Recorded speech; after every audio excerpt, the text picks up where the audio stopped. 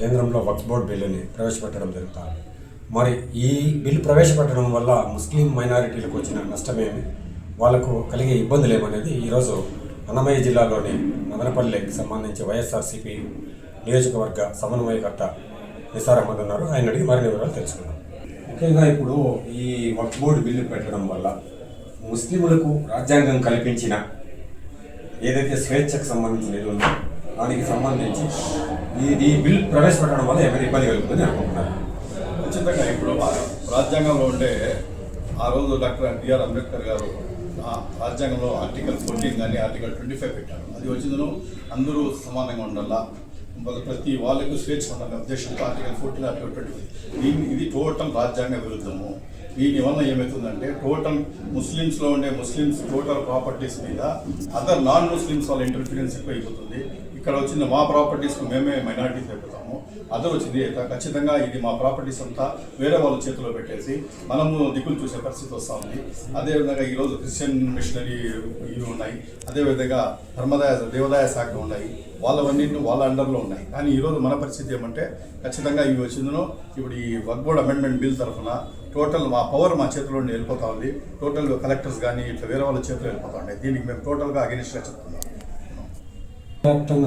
దేశవ్యాప్తంగా ముస్లింల మనోభావాలు దెబ్బతీసే విధంగా ఈ బిల్లు ఉంది అంటున్నారు.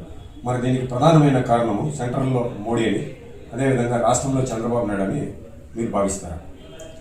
దీంట్లో వచ్చేది ఈరోజు బిల్లు వచ్చి సెంట్రల్ గవర్నమెంట్ ముందు నుండే ప్లాన్ చేశారు, దాన్ని అమెండ్మెంట్ బిల్లు తేవాలని చెప్పి తెచ్చారు.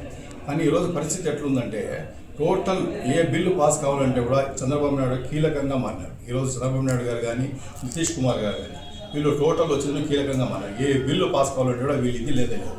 చంద్రబాబు నాయుడు గారు ఏం చెప్పారు, ఖచ్చితంగా మేము ముస్లిం పక్కన నిలబడతాము, వేరే పార్టీస్తో మేము సంబంధాలు పెట్టుకుని ఉంటే కూడా ముస్లిమ్స్ వరకు ఏదైనా ప్రాబ్లం వచ్చినప్పుడు మేము ముస్లిమ్స్ పక్కన నిలబడతాము అని ఆయన కానీ జనసేన అన్న పవన్ కళ్యాణ్ గారు కానీ ఖచ్చితంగా వెలుగుది చెప్పినారు. ప్రతి ఒక్కరూ ఏమనుకున్నారు, ముస్లిం సమాజం కూడా ఏదో టైంలో మాకు ప్రాబ్లం వచ్చిన టైంకి వీళ్ళు మమ్మల్ని కాపాడుతారు, ఖచ్చితంగా మాకు మేలు చేస్తారనే ఉద్దేశంతో ఉన్నారు. కానీ ఈరోజు ఏం జరిగింది, మేము ఈరోజు ప్రాబ్లమేటిక్గా ఉండేటప్పుడు తీరా మనకు మధ్యలో తీసుకెళ్ళిపోయి చేతులు ఎత్తేసి మమ్మల్ని వదిలేసినారు సముద్రంలో మునిగిపోయింది అన్నట్టు. ఈరోజు మీ మీద నమ్మకం పెట్టుకుని ముస్లిం సమాజం అంతా అసలు దేశంలోనే పట్నాలో ఒకటి పెద్ద బహిరంగ సభ జమాతే ఉల్మా హింద్ వాళ్ళు చేసింటే, అదేవిధంగా కడపలో కూడా పెద్ద బహిరంగ సభ చేసి చంద్రబాబు నాయుడు గారికి కూడా వాళ్ళ ముస్లిం మైనారిటీ నాయకులు ఎస్పెషల్లీ తెలుగుదేశం వాళ్ళందరినీ పిలిపించి పెద్ద బహిరంగ సభ చేసి ఒక మెసేజ్ ఇచ్చి సెవరల్ టైం మెమోరాండం ఇస్తే కూడా ఖచ్చితంగా మేము ఈ పక్క నిలబడతామని చెప్పిన వాళ్ళు ఈరోజు కరెక్ట్ టైం వచ్చిన టయానికి టోటల్ మద్దతు దానికి కలిగి ఏదో 1-2 అమెండ్మెంట్స్ తీసుకుని వచ్చేసి ఇది చేయండి అట్లా చేస్తే మేము మద్దతు పలుకుతామని చెప్పేసి అమెండ్మెంట్ గురించి తెచ్చేసి ఈరోజు మద్దతు పలకడం జరిగింది. ఇది టోటల్ ముస్లిం సమాజం అంతా ఖచ్చితంగా దీన్ని వ్యతిరేకిస్తూ ఉంది.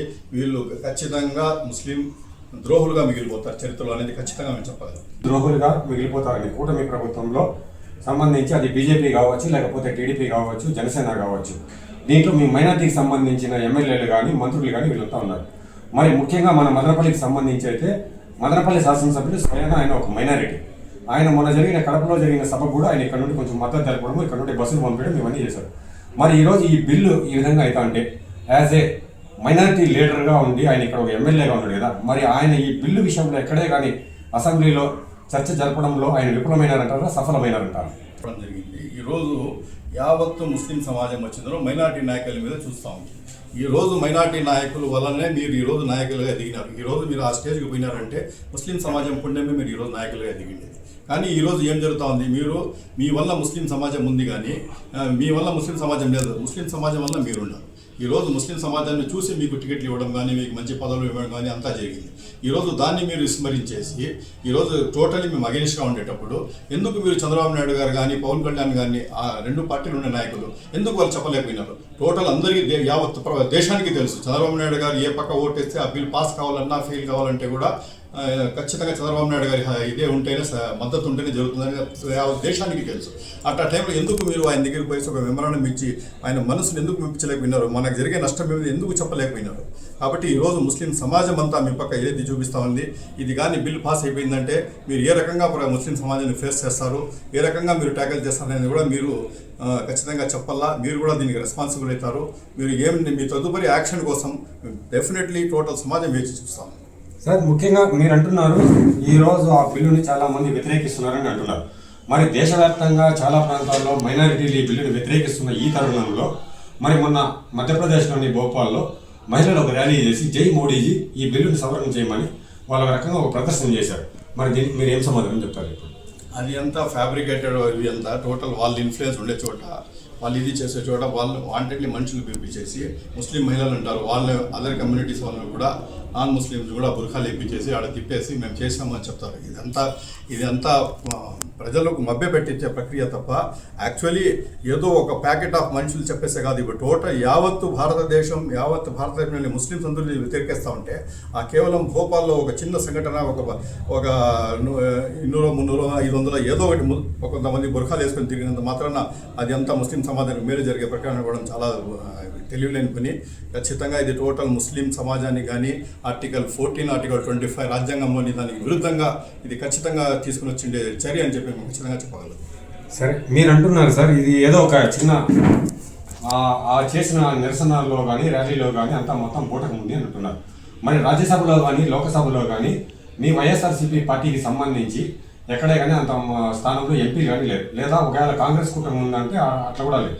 ఎన్డీఏ కూటమిలో ఉన్న ఎక్కువ మంది ఎంపీలు వాళ్ళే ఉన్నారు కాబట్టి మొత్తం వాళ్ళు ఒకవేళ ఈ బిల్లుని పాస్ చేసేస్తే మరి తదుపరి కార్యాచరణ ఏముంటుందంటారు? తదుపరి ఒకవేళ బిల్ అది ఆల్రెడీ ఇప్పుడు ఫ్లోర్లో డిస్కషన్ జరుగుతూ ఉంది, ఓటింగ్ కూడా దగ్గరలోనే జరగడం జరుగుతుంది. ఇప్పుడు ఈరోజే జరుగుతుంది, ఈరోజు ఏదో తేలిపోతుంది, ఈరోజు రేపో తేలిపోతుంది ఏమవుతుంది అనేది ఖచ్చితంగా. కాబట్టి బిల్ పాస్ అయిందంటే దాని తర్వాత వచ్చిందను మా పెద్దలు ఉన్నారు, జగన్మోహన్ రెడ్డి గారు, మా పార్టీ ఆదేశాల వరకు మేము ముందుకు సాగుతాము. ఆయన ఇన్స్ట్రక్షన్స్ ప్రకారం ఏ రోజు కూడా ముస్లిం సమాజం అంతా ఏం చెప్తుందంటే ముస్లిమ్స్ కోసం ఖచ్చితంగా నిలబడే వ్యక్తి జగన్మోహన్ రెడ్డి గారు, ఆయన ఫాదర్ రాజశేఖర రెడ్డి గారు కూడా ముస్లిం ఏ రోజు ఆపదలో ఉంటే కూడా ఆదుకున్నారు వచ్చిందను.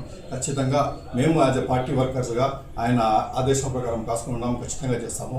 ఇంకా ముస్లిం సమాజానికి దగ్గరికి వచ్చిందంటే వాళ్ళకి వచ్చిందో కొంచెం యాక్చువల్లీ ఈ ఎడ్యుకేషన్కు ముస్లిం పర్సనల్ లా బోర్డు కానీ జమాతే ఉలమా హింద్ కానీ పెద్దలు ఉన్నారు, వాళ్ళు కూడా ఈ రోజు కొంచెం వాళ్ళు కూడా ఆసక్తిగా ఎదురు చూస్తూ ఉన్నారు. చాలా వరకు వాళ్ళు చంద్రబాబు నాయుడు గారి మీద హోప్స్ పెట్టుకొని ఉన్నారు. ఖచ్చితంగా ఆయన మనకు మేలు చేస్తారు, ఆయన ఎట్లా తిరిగి మోదీ గారిని కానీ అమిత్ షా గారిని కానీ మెప్పించి కూడా మనకు మేలు చేస్తారు అని ఖచ్చితంగా వాళ్ళు హోప్స్తో ఉన్నారు. ఈరోజు అది జరుగుతుంది ఏముందో చూసుకొని వాళ్ళు కూడా ఒక మీటింగ్ పెట్టుకుంటారు. ఇక్కడ మన జగన్మోహన్ రెడ్డి గారు కూడా మీటింగ్ పెట్టారు. ఆయన ఆదేశాల ప్రకారం మేము పోతాము. ఇంకా ముస్లిం సమాజం న్యాచురల్లీ వీళ్ళు ఏ పక్క ఉండారో ఏ పక్క పోతారో మన జమాతే ఉలమా హింద్ వాళ్ళు ఆయన ఇన్స్ట్రక్షన్ ప్రకారం పోతారు. కాబట్టి ఈ రోజు వరకు ఇది చెప్పగలం, రేపు అనేది వాళ్ళ డిస్కషన్స్ మీద డిపెండ్ అవుతుంది.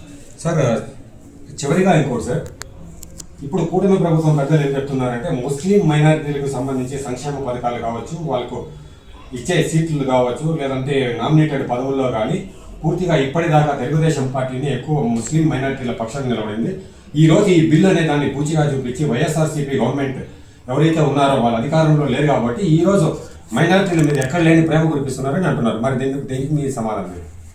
మైనారిటీ మీద ప్రేమ అనేది ఈరోజు ఇప్పుడు ఇంతకుముందు అది చేసాం ఇది చేసామని కాదు, ఈరోజు ఆల్రెడీ పెట్టారు కదా, ఈరోజు ఆల్రెడీ పెట్టినారు బిల్లు, దానికి మీరు తీవ్రంగా వ్యతిరేకిస్తామండి. ఇది మామూలు ఇది కాదు, మీరు ఏదో ఒక స్కీమ్ పెట్టేసి కొంతమంది ముస్లింస్కి బెనిఫిట్ చేస్తాము మేము చేస్తామనడం శుద్ధ తప్పు.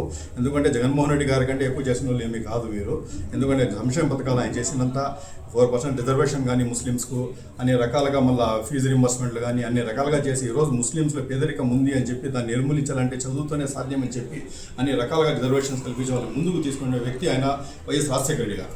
ఆ రకం అదే తరహాలో జగన్మోహన్ రెడ్డి గారు ఉన్నారు. ఈరోజు ముస్లిం సమాజం అంతా వాళ్ళ పక్క నిలబడి ఉందంటే ఎందుకు నిలబడి ఉంది, వాళ్ళు చేశారు కాబట్టి.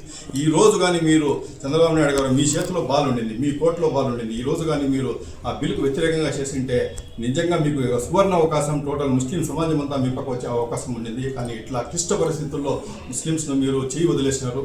కాబట్టి ఖచ్చితంగా మీరు ముస్లిమ్స్కు రెస్పాన్స్ ఇది తప్పదు.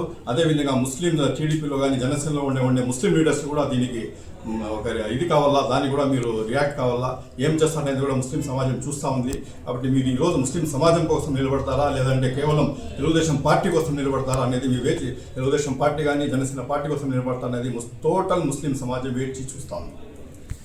ఖచ్చితంగా వక్ఫ్ బోర్డు బిల్లు నేడు పార్లమెంట్లో ప్రవేశపెడుతున్న కారణంగా మన మదనపల్లికి సంబంధించి వైఎస్ఆర్సీపీ లీడర్ నిసార్ అహ్మద్ గారు ఆయన ముస్లిం మైనారిటీలకు ఎటువంటి ఇబ్బంది కలుగుతుంది ఏమి అని చెప్తున్నారు. మరి కూటమిలో ఉన్న ఏదైతే కూటమిలో ఉన్న మంత్రులు కావచ్చు లేదా ఎమ్మెల్యేలు కావచ్చు వీళ్ళందరూ గతంలో ఎలక్షన్లప్పుడు హామీ ఇచ్చారు వక్ఫ్ బోర్డు బిల్లుని జరగనివ్వమని. మరి దీనివల్ల పూర్తిగా చంద్రబాబు నాయుడు ప్రభుత్వానికి, ఉమ్మడి ప్రభుత్వానికి పూర్తిగా ఇది దెబ్బతీస్తుంది అంటున్నారు.